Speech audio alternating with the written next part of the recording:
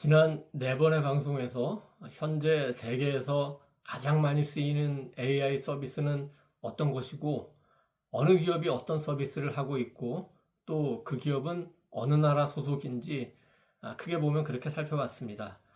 18세기에서 영국에서 제1차 산업혁명이 일어난 이후에는 그야말로 기업의 경쟁력이 국가의 경쟁력이 됐죠.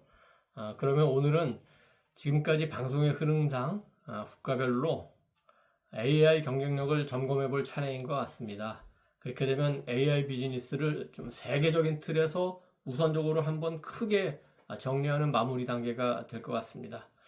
이미 지금까지 AI 서비스 이용자 순위, 기업의 매출 및 수익 순위, 해당 기업이 소속된 나라들을 정리해 본 결과 국가적으로는 현재 미국의 AI 경쟁력이 가장 앞선 것으로 보이고 중국이 열심히 따라잡으려고 하고 있고 나머지 테크놀로지 수준이 높은 한국, 일본, 인도, 독일, 대만 등 주요 국가들은 나름대로의 잠재력을 갖고 AI 산업에 박차를 가하는 상황이다. 이렇게 볼 수 있겠습니다.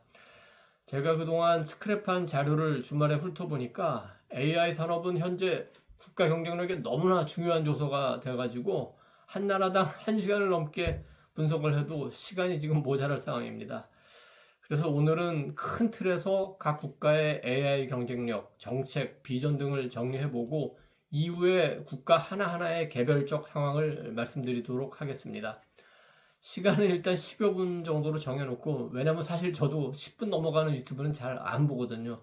그래서 조금 서둘러서 우선 미국, 중국 관련된 부분을 말씀드리고, 만약에 시간이 모자라면 오늘은 두 나라만 얘기를 하고 나머지 국가는 다음에 또 추가로 설명해 드리도록 하겠습니다. 자, 시작해 볼까요? 우선 미국의 경쟁력은 이미 확립돼 있고 계속돼서 혁신되는 디지털 분야의 테크놀로지, 최고의 인재, 막대한 리소스, 자금력이라고 할 수도 있겠죠. 그리고 혁신의 개방적인 분위기, 등등 일일이 열거할 수가 없을 정도로 많죠. 스탠포드, 칼텍, UC 버클리 등 여러 가지 유니버시티 오브 캘리포니아 캠퍼스 등 미국의 50개 주 가운데 캘리포니아 하나만 해도 이런 명무대들에서 야심찬 스타트업들이 쏟아져 나오고 이들이 결국 세계 시장을 지배하는 산업 전환의 패턴을 인터넷 등장 이후에 보여주는 것을 여러 번 저희가 목격했습니다. 또 그렇게 하다 보니까 전 세계 인재들이 미국 기업으로 몰려드는 선순환이 이루어지고도 있습니다. 현재 오픈 AI, 구글, 마이크로소프트, 메타 등이 제공하는 서비스가 세계 시장을 장악하고 엔비디아 등 그 기술 혁신에 필요한 반도체 시스템 등 후방 산업도 든든하게 받쳐주죠. 투자 측면에서 보면 미국은 작년 2024년에 민간의 AI 투자액이 1,090억 달러에 이릅니다. 중국의 93억 달러보다 12배가 크고 영국의 45억 달러보다는 24배가 많습니다. 아까 잠깐 말씀드린 대로 리소스가 큰 경쟁력이 될 수 있다는 거죠. 미국 정부는 AI를 핵무기, 우주 기술과 비슷한 국가 전략 자산으로 인식하고도 있고 특히 국방 등 안보 측면에서 AI의 역할을 확대하려고 합니다. 미국은 전통적으로 그래왔던 것처럼 민간 부문이 AI 산업을 주도하고 정부는 지원을 하는 시스템을 유지할 것으로 보입니다. 다만 중국 등과의 치열한 경쟁을 감안해서 G7이나 한국, 인도, 호주, 뉴질랜드 등 동맹국 또는 우방국들과의 협력을 강화하는 움직임을 보이고 있습니다. 최근에 일본의 그 손정의 소프트뱅크 회장이 3천억 달러 규모의 미일 국부펀드 조성을 제안한 적 있죠. 같은 흐름에서 나온 것으로 보면 될 것 같습니다. 또 최근에는 트럼프 대통령이 직접 그 사우디 등 중동 지역을 방문해서 AI 협력을 강화하기로 했죠. 전 세계적인 AI 주도권을 다 잡겠다는 그런 뜻으로 보입니다.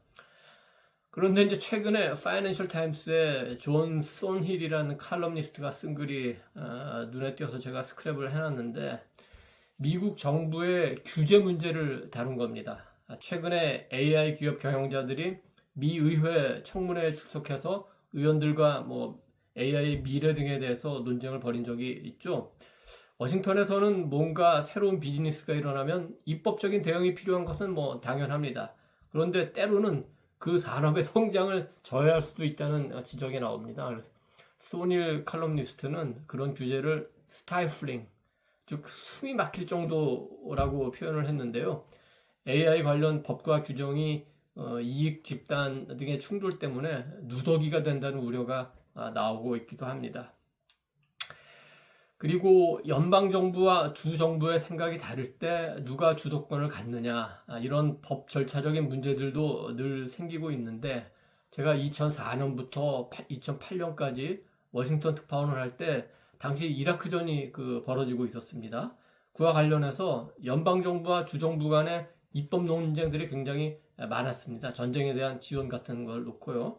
제가 당시에 예일대를 취재하러 갔는데 해럴드고 법대학장이 특별 초청으로 해서 그 강의를 듣게 됐는데, 그 강의 주제가 바로 연방법과 주법 그리고 국제법이 충돌할 때 어느 것이 우선하느냐, 이런 것이었습니다. 그래서 그런 논란이 아직도 계속되고 있다. 이런 분권적인 체제가 강력한 중앙 집권적인 리더십을 갖고 국가적 총력전을 벌이는 중국에 비해 옳고 그르고를 떠나서 산업적인 면에서는 경쟁력이 득이 되는지 실이 되는지, 이런 것도 미국 내에서 따져볼 수 있을 것 같습니다. 그리고 개인적으로는 이제 짧은 기간이었지만 일론 머스크가 이끌던 정부 혁신위원회인가요? 거기서 AI를 활용한 정부 구조조정을 이어가기로 했는데, 그 결과가 어떻게 될지 궁금합니다. 만약에 성공적으로 된다면 많은 나라들이 이제 벤치마킹을 할 수 있겠죠.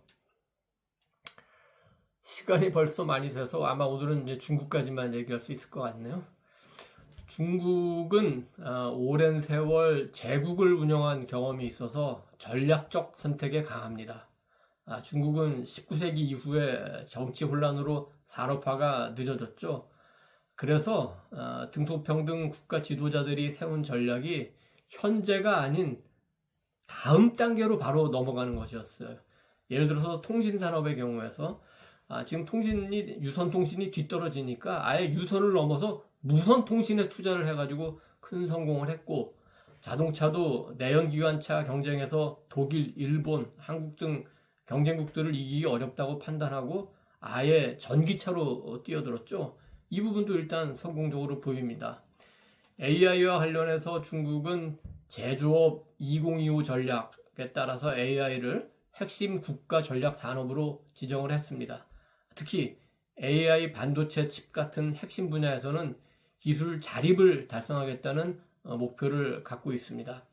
미국 못지않게 중국도 칭화대학교, 베이징대학교, 상하이 자오통대학교, 하얼빈 공업대학교 등 전국에 훌륭한 교육기관이 많고, 인구가 워낙 많으니까 우수한 학생들도 많습니다.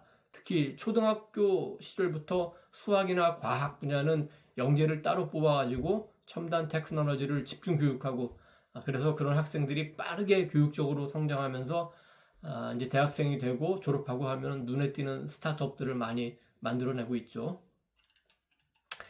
그리고 중국의 AI 기업들이 미국의 챗 GPT나 제미나이 등을 벤치마킹하면서 부가적인 서비스까지 거기에 추가해가지고 서비스 측면에서 많이 쫓아갔다는 평가도 나옵니다. 중국의 AI 논문 총 생산량은 무려 76만 9천 건입니다. 전 세계 특허 출원의 70% 이상을 중국이 차지하면서 압도적인 선두를 기록 중입니다.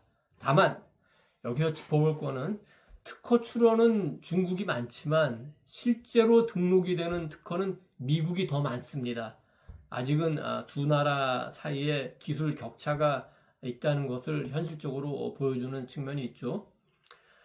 중국과 관련해서 제기되는 이제 문제 가운데 하나는, 이제 어떤 산업이 국가의 통치나 이념적 방향에 영향을 받는 측면이 있다는 건데, AI 생성 콘텐츠가 중국 사회주의 핵심 가치에 부합해야 한다, 이런 말이 나오는 걸 보면은 전반적인 산업 시스템이 민간 위주로 돌아가는 미국과는 비교되는 측면이 또 있죠.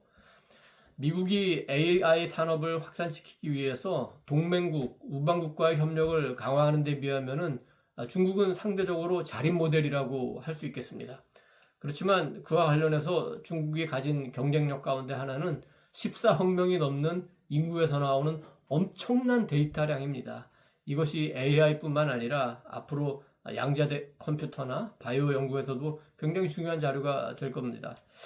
이런 측면에서 본다면 또 역시 옳고 그르고를 떠나서 중국이 왜 유튜브나 페이스북 같은 서비스를 허용하지 않는지 이해할 수 있을 것 같습니다. 14억이나 되는 중국 인구가 유튜브나 페이스북에 매일같이 여러 가지 자료나 정보를 올린다면은 얼마나 많은 중국의 데이터가 미국 기업으로 가는 거겠습니까? 제가 상하이를 처음 방문한 것이 초년 기자 시절인 1992년이었던 것 같습니다.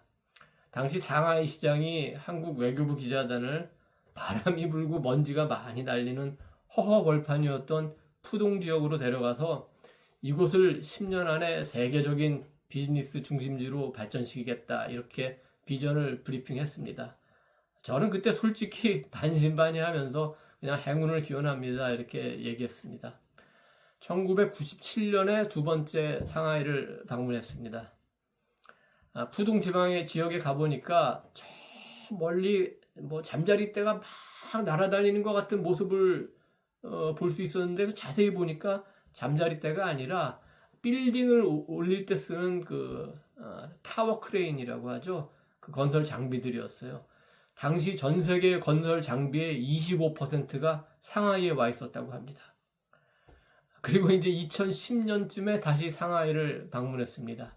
천지개벽이라는 말이 이럴 때 쓰는 거구나 하는 생각이 저절로 들었습니다. 중국은 저력이 있는 국가입니다. AI와 관련해서도 큰 성과를 낼 걸로 봅니다.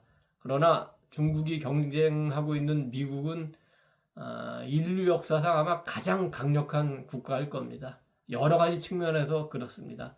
AI를 놓고 또 다른 중요한 문제들을 놓고 경쟁을 벌이는 중국과 미국 두 나라가 앞으로 역사의 이 시점에서 어떤 기록을 남길지 저도 궁금합니다. 자, 오늘은 이 정도 하고 나머지 나라들은 또 다음 시간에 한번 얘기해 보겠습니다. 감사합니다.